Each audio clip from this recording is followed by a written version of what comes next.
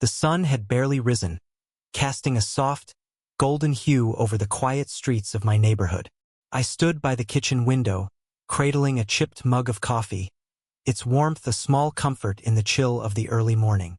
The aroma of freshly brewed coffee mingled with the faint scent of spices from last night's dinner lingering in the air, grounding me in the familiar chaos of home. Outside, the world stirred slowly. I could hear the distant sounds of children playing, their laughter floating through the air like music, a reminder of innocence in a place where innocence felt increasingly fragile. My neighbor, Mrs. Cohen, was already outside, tending to her small garden. I often marveled at how she coaxed life from the earth, her fingers, gnarled and weathered, deftly nurturing her roses as if they were extensions of her own being. "Good morning, Sarah," she called, her voice warm yet slightly raspy. I smiled, raising my mug in acknowledgement. "Good morning, Mrs. Cohen. They look beautiful as always." "Thank you, dear. Just trying to keep them alive. You know how it is," she replied, her eyes twinkling with humor that belied the weariness of her years. I glanced at the clock on the wall, realizing I was running late. I hurriedly set my mug down on the table, the faint clink of ceramic against wood grounding me back to my routine. As I rushed to gather my things, the radio in the corner crackled to life, filling the room with a familiar voice. The news anchor's tone was serious, discussing developments in the region. I barely caught the words, my mind too occupied with the day ahead. Meetings at work, grocery shopping, and the promise of a quiet evening with my daughter, Lila. Lila, my bright-eyed 7-year-old, was still asleep, her soft breaths echoing from her room. I tiptoed in to check on her, my heart swelling with affection as I watched her tangled curls and the way her small hands clutched her stuffed rabbit. I brushed a loose strand of hair from her face, careful not to wake her. "Mommy," she stirred slightly, her eyes fluttering open. "Just checking on you, sweetheart. You have a big day ahead?" I whispered, planting a gentle kiss on her forehead. "Are we still going to the park later?" she mumbled, her voice thick with sleep. "Of course. I promised, didn't I?" "Okay," she murmured, drifting back into her dreams. With a sigh of contentment, I made my way back to the kitchen, feeling the warmth of our small home wrap around me. The radio continued its broadcasts, interspersed with advertisements and the occasional jingle, but the tension in the announcer's voice caught my attention. He spoke of protests and unrest, of families displaced and the ongoing struggles that seemed to become an echo in our lives, whispering through the fabric of our daily routines. I turned the dial, searching for something lighter, but the background noise of the world felt heavy and present, like a shadow lurking just out of sight. I shook off the unease, focusing instead on my tasks. The rhythmic chopping of vegetables and the bubbling of water on the stove were comforting sounds, a melody of normalcy I clung to. I wasn't naive. I knew the world outside our door was fraught with uncertainty, but in this moment, I wanted to hold onto the mundane. I wanted to believe that a simple day could unfold without interruption. As I prepared lunch, I caught sight of the small calendar hanging on the wall, each day marked with a colorful sticker, a reminder of Lila's upcoming school play and the family birthday celebrations. I smiled at the thought, feeling the warmth of anticipation swell within me. These were the moments I cherished, the little joys that stitched our lives together. The morning slipped away, and soon I was in the car, the engine humming softly as I navigated the familiar streets to work. The radio played softly, a mix of music and news, and I found myself tapping my fingers against the steering wheel. The city around me was alive, though the air felt thick with an unspoken tension. I noticed the posters plastered on walls, calls for peace and unity, stark reminders of the turmoil brewing beneath the surface. At work, I greeted my colleagues with a smile, though their faces often mirrored the weight of what lay beyond our office walls. Conversations danced around me, mundane topics about deadlines and weekend plans, but every now and then, a hushed voice would mention the situation, the unrest that seemed to be escalating. I listened, nodding along, but part of me wanted to shut it all out, to retreat into the blissful bubble of my family life. "Hey, Sarah, are you joining us for lunch?" my coworker Tom asked, breaking me from my thoughts. His laughter was infectious, a bright spot in the otherwise gray day. "Of course. Just give me a moment," I replied, grateful for the distraction. We settled around the table, a mix of chatter and laughter cutting through the tension that lingered like a fog. I watched as Tom animatedly recounted his weekend, the way his hands gestured wildly, pulling us into his tales. I felt a sense of normalcy envelop me, a fleeting escape from the worries outside. Yet, even within our laughter, the radio hummed softly in the background, snippets of news filtering through. There was talk of protests and a recent increase in military presence, but the details faded into the background noise of our conversation. I tried to focus on the light moments, the smiles shared over lunch, but the whispers of the world outside nipped at the edges of my mind, a constant reminder of the fragility of our peace. As the day wore on, I felt a familiar ache for home. The thought of Lila's laughter and the softness of our evening routine beckoned me. I imagined us curled up on the couch, her head resting on my shoulder as we read her favorite stories, the world outside fading away. But as I left the office, the sun began to dip, casting long shadows across the pavement, and the whispers grew louder, a reminder that our lives, even in their simplest forms, were intertwined with the currents of a world on edge. As the sun began to dip lower in the sky, casting elongated shadows across the street, I noticed a subtle shift in the atmosphere. The air felt heavier, almost thick with an unspoken tension that lingered just out of sight, like a storm cloud waiting to unleash its fury. I stood at the kitchen window, watching Lila play with her dolls on the living room floor, blissfully unaware of the world beyond our door. Mrs. Cohen was still in her garden, but her movements seemed more hurried now, her hands digging into the soil with an intensity that was unusual for her. I watched her cast furtive glances up the street, as if expecting someone or something to appear. I found myself shifting my weight from one foot to the other, an instinctive reaction to the change in her demeanor. It was as if the neighborhood had collectively agreed to hold its breath. When I ventured outside, the usual sounds of children laughing and dogs barking felt muffled, as if someone had wrapped the world in cotton. I exchanged greetings with a few neighbors, but our conversations were clipped, punctuated by an undercurrent of worry that lingered in the spaces between our words. I tried to brush it off, telling myself that perhaps it was just an off day, but my stomach nodded in response to the unease swirling around me. At the market that evening, the atmosphere was palpably different. The vendors, usually animated and engaging, whispered among themselves, their voices barely audible above the rustling of plastic bags and the clinking of coins. I caught snippets of conversations that hinted at something unsettling. A rumor had spread, though what it was remained just out of reach, like a half-remembered dream. I felt my heart race as I picked up a few vegetables, forcing myself to focus on the colors and textures, desperately trying to anchor myself in the mundane.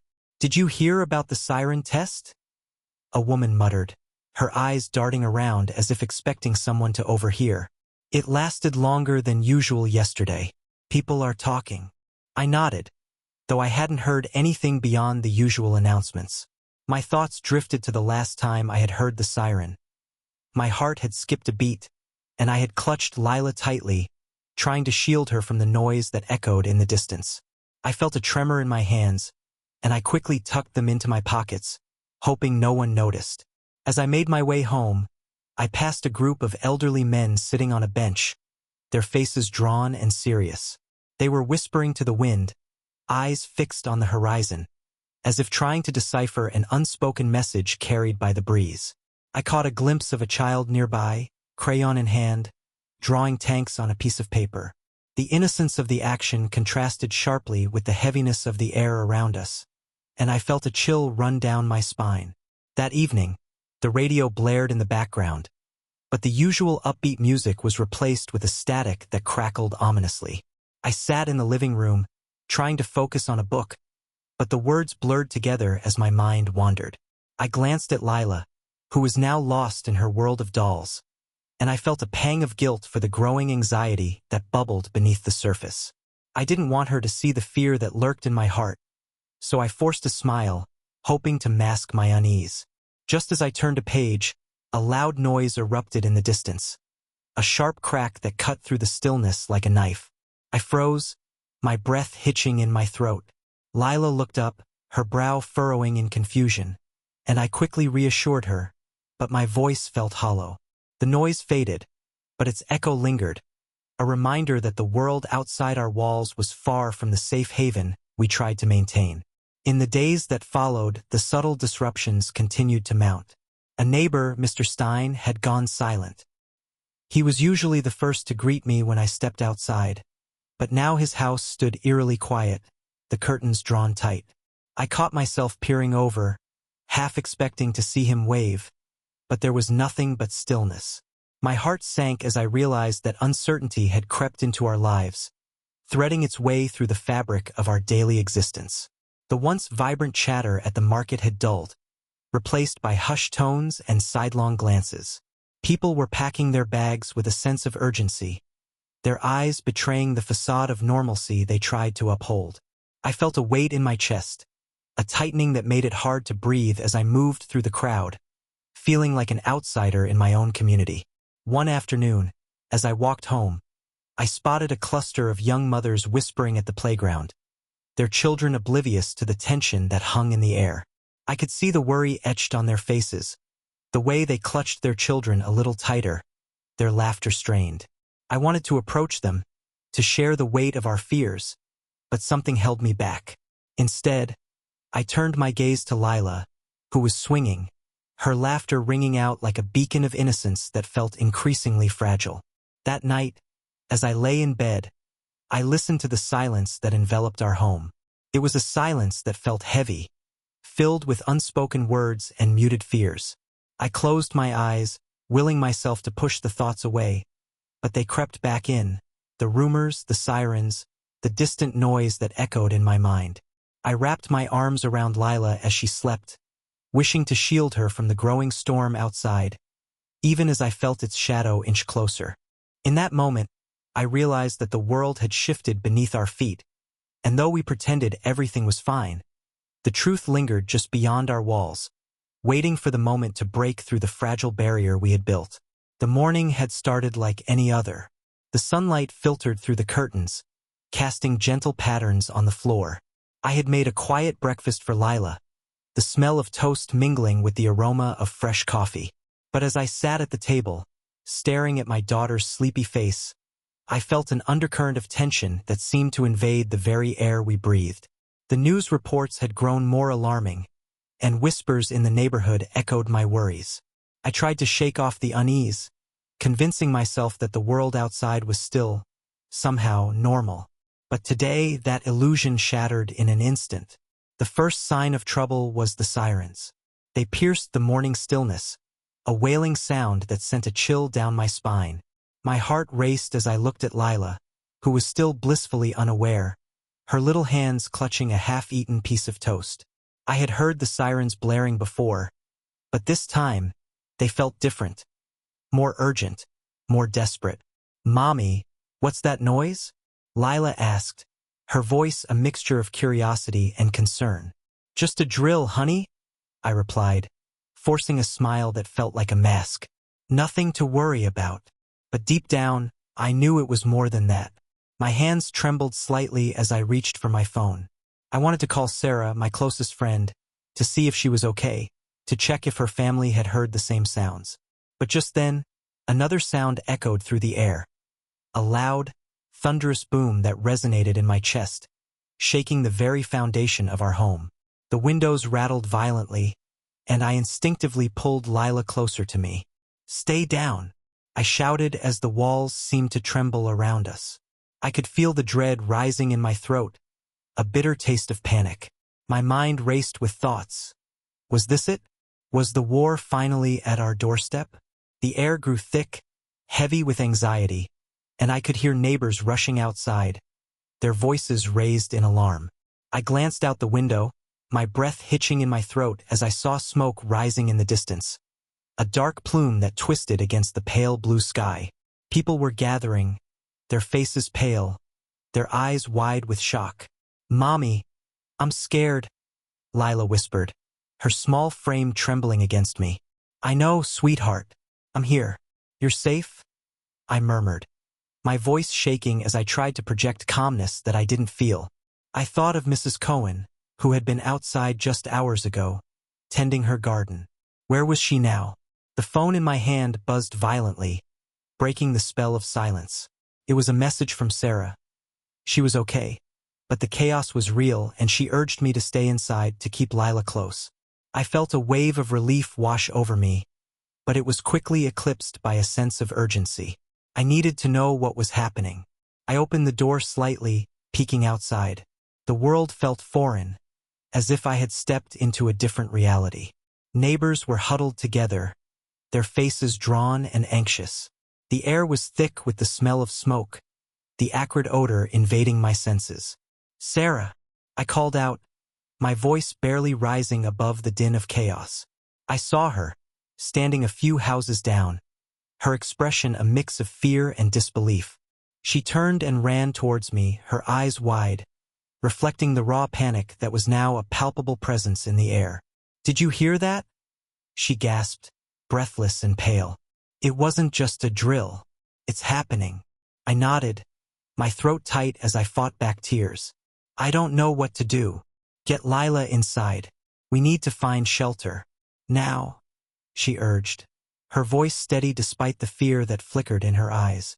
I turned back to Lila, who was clutching my leg, her small body shaking. "Come on, sweetheart, we need to go inside." But as I guided her back into the house, I felt a sense of dread settle in my stomach. The world as I knew it was slipping away, and there was no way to hold onto the normalcy I had fought so hard to preserve. We barricaded ourselves in the living room, the curtains drawn tight, the walls closing in around us. The sirens blared again, echoing through the streets, and I could hear the distant sounds of chaos, a cacophony of fear that reverberated through my bones. In that moment, I realized the truth. Our lives would never be the same. The fragile peace I had clung to was shattered, and the innocence of Lila's childhood was slipping through my fingers like grains of sand. I held her tightly, my heart pounding in my chest as I tried to steady my breath.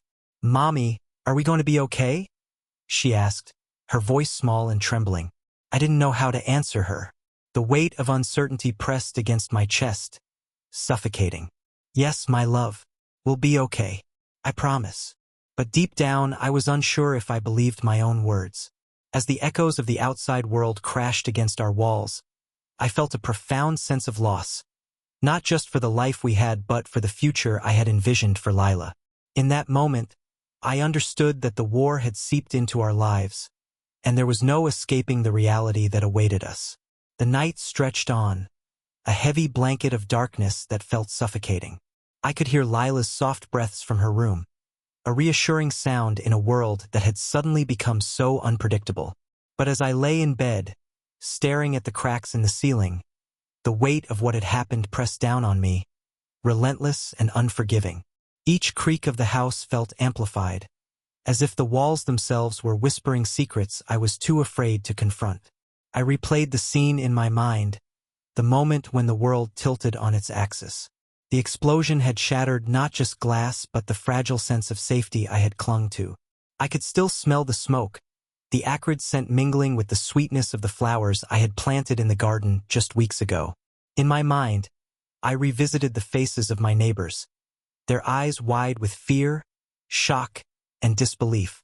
They had once been friendly strangers, sharing small talk over picket fences, but now we were all just survivors, grappling with our own horrors. What had I done to deserve this? The question gnawed at me, refusing to be silenced. I had always thought of myself as a good person, someone who tried to help others. But now, I faced a choice that was almost unbearable. Should I stay and protect Lila? Or should I leave this place that had become a minefield of memories and fear? The dilemma twisted inside me like a knife, sharp and unyielding. I imagined what it would be like to pack our things and go. I could picture Lila's face, her innocent joy as she believed we were going on an adventure, away from the chaos. But the thought of leaving felt like betrayal, a betrayal of everything I had built here, everything I had fought to protect. The unfinished meal in the kitchen reminded me of the life we once had, a life that felt like a distant dream now. I had promised her stability, a normal childhood, and now I was on the verge of stripping that away for the sake of fleeing. I turned to my phone, the screen illuminated in the dark, and hesitated over the contacts. There was Sarah, my friend who had reached out earlier, her voice laced with urgency. Should I call her? Would she have answers? Or would it only deepen my sense of dread, thrusting me further into uncertainty?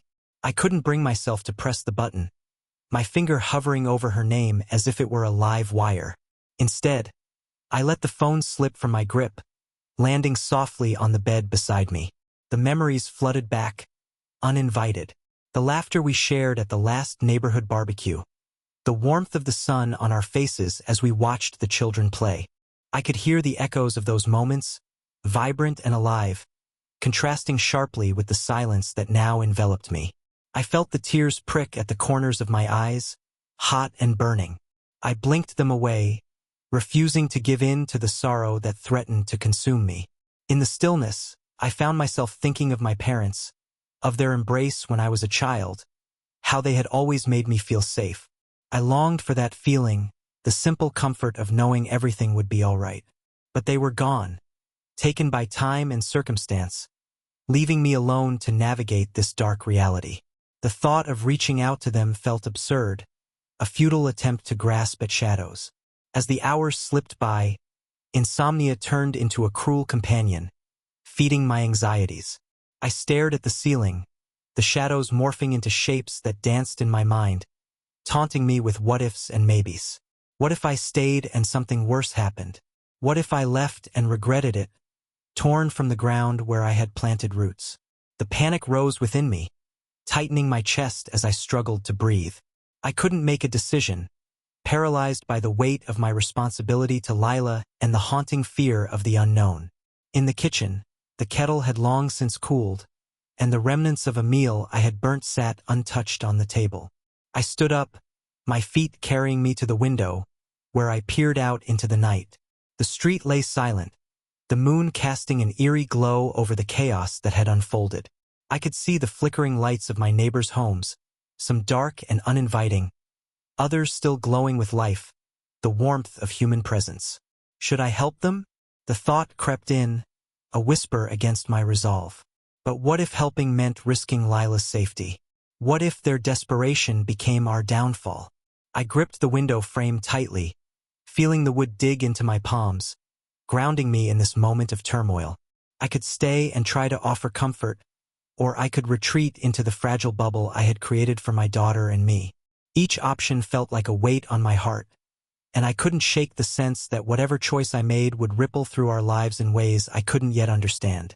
A soft sound from Lila's room brought me back to the present. I turned to look at her door, half open, the faint light spilling into the hallway.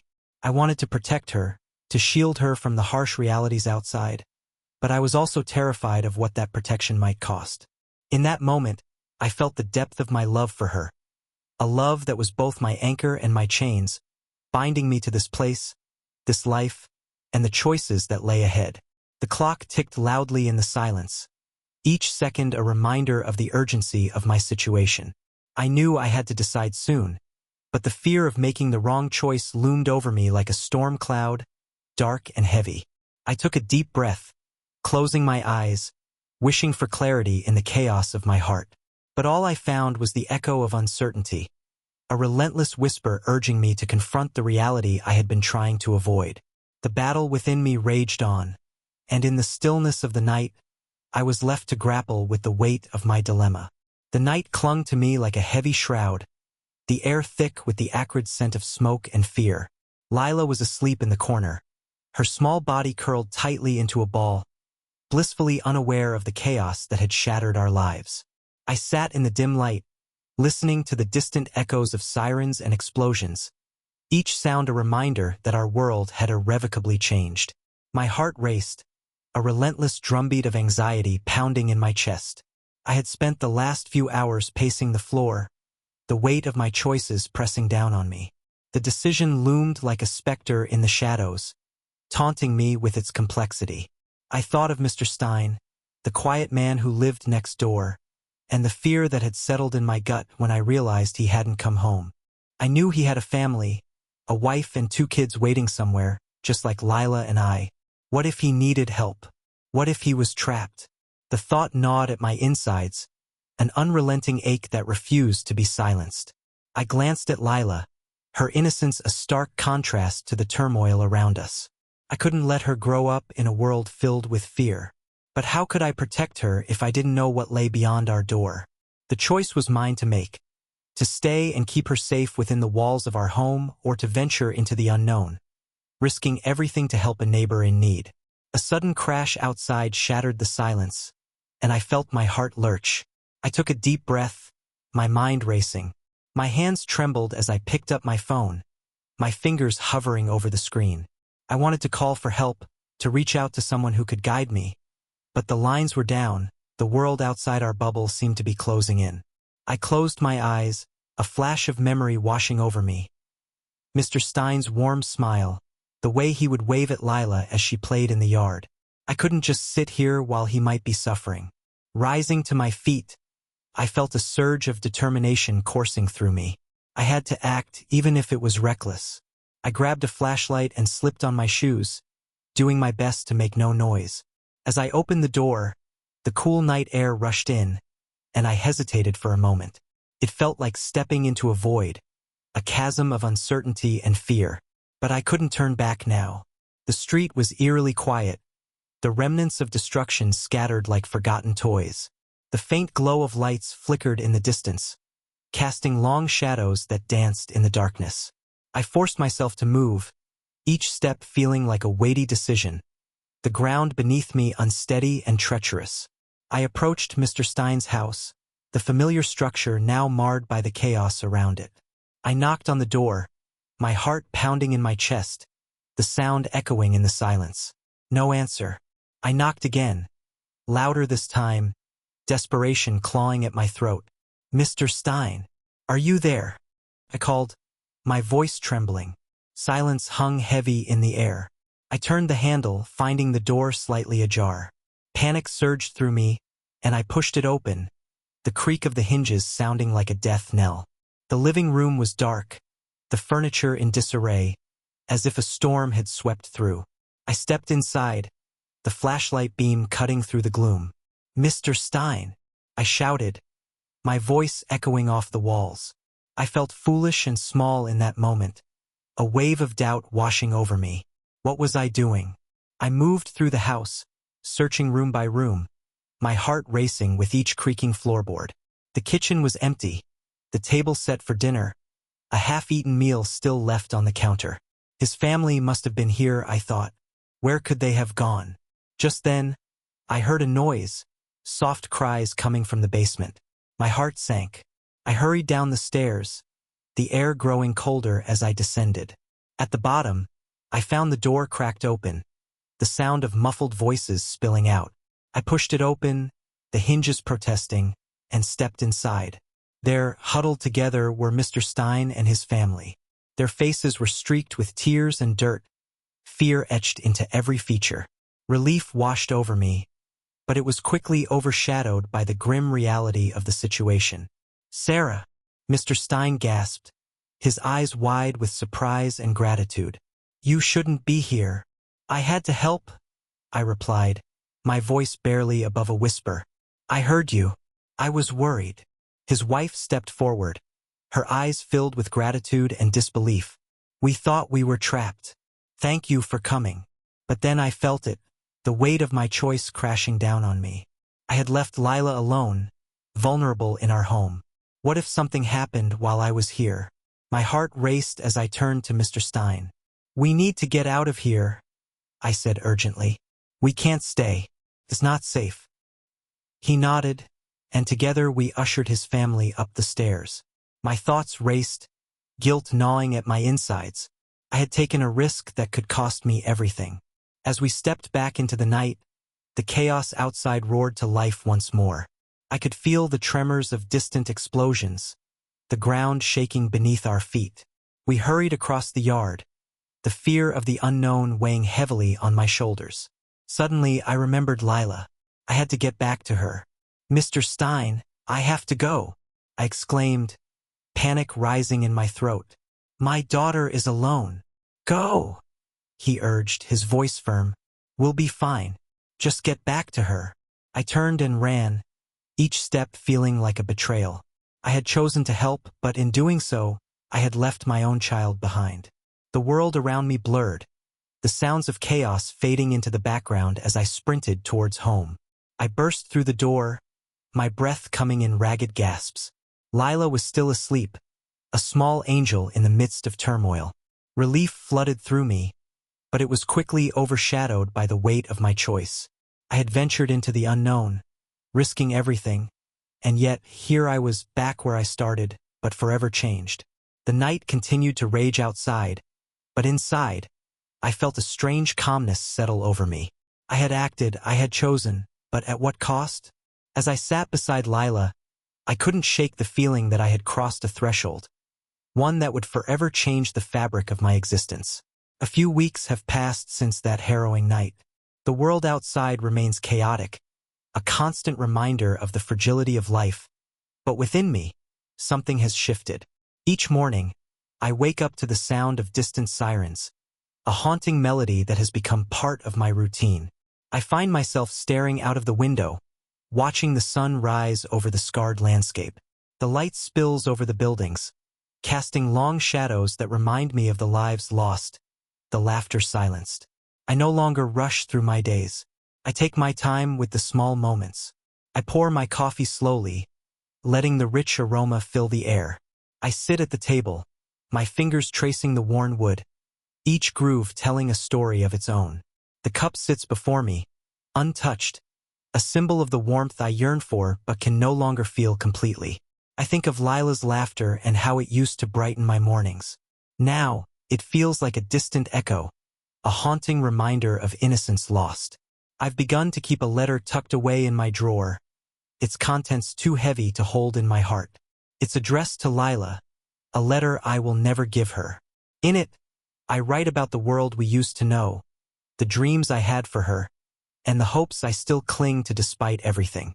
I write of the beauty that still exists, hidden beneath the rubble and fear.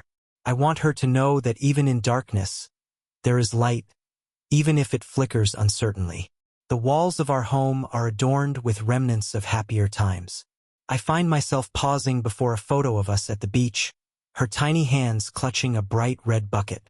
The waves crash in the background, a vivid blue contrasting with the beige sand. I reach out and touch the frame, feeling the cool glass beneath my fingers. I wonder if I should keep it on display or hide it away, afraid of what it represents. But I choose to leave it there, a reminder that joy once filled our lives, and perhaps it can again. In the evenings, I sit near the window, watching as the shadows lengthen. The sounds outside grow louder, a cacophony of life that I both fear and crave. I hear children playing, their laughter mixing with the distant rumble of engines and the faint echoes of sirens. I remember that night when I left Lila behind, the knot of guilt tightening in my chest. The weight of that decision presses down on me, but I also recognize it as a turning point. I chose to act, to confront the chaos, and in doing so, I found a part of myself I thought was lost forever. I often find solace in the simplest of tasks, planting seeds in the small garden outside, tending to the fragile sprouts that struggle to break through the earth. I watch them grow, a testament to resilience. Each day, I water them, whispering hopes for the future, for Lila, for myself. I nurture them with care, knowing that even the harshest storms cannot destroy the roots that hold them steady. There are moments when I sit in silence, the weight of everything settling in my bones. I think of Mr. Stein and his family, the relief in their eyes when I found them. It was a fleeting moment of connection amidst the chaos, a reminder that we are not alone in our struggles. Yet, the memory also lingers, a bittersweet reminder of the fragility of life.